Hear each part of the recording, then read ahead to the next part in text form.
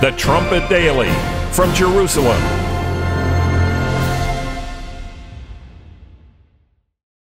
Hello everyone and welcome back to the Trumpet Daily. We have a special presentation lined up for you today.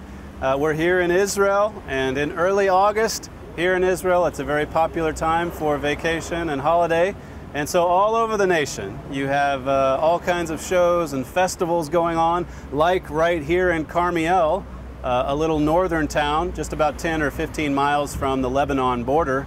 The Israeli Folk Dancing Festival, a 3-day festival, is happening right here in this community. And we are here in particular following after Yair Werdyger's Magic of Ireland production.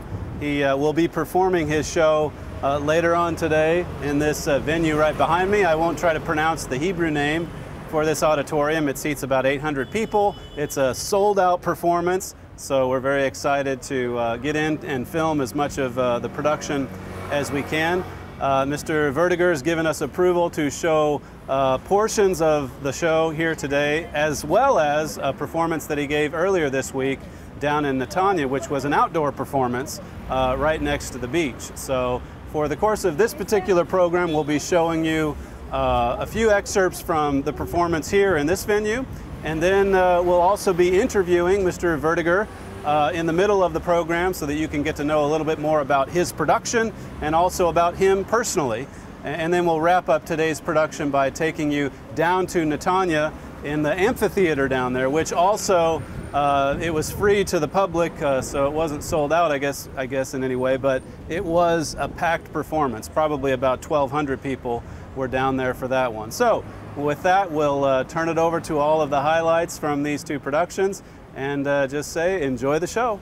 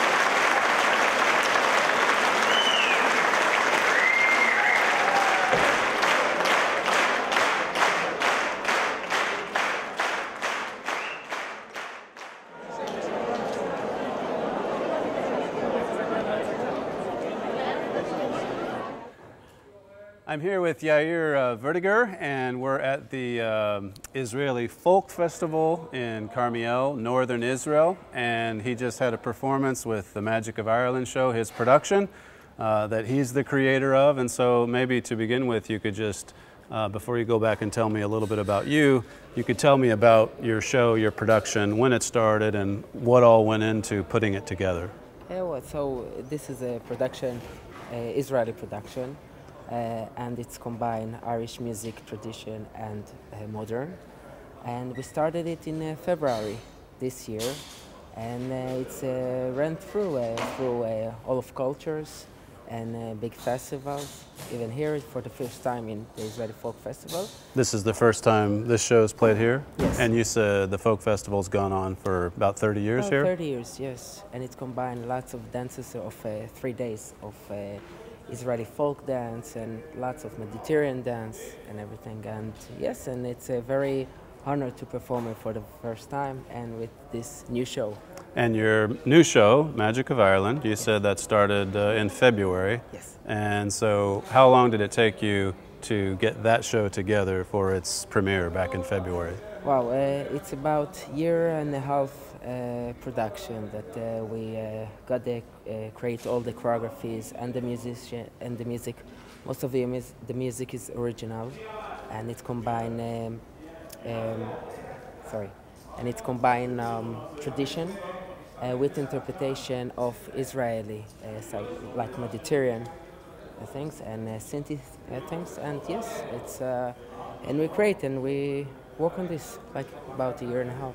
Now, about you personally, yes. When did you first develop an interest in the step dancing?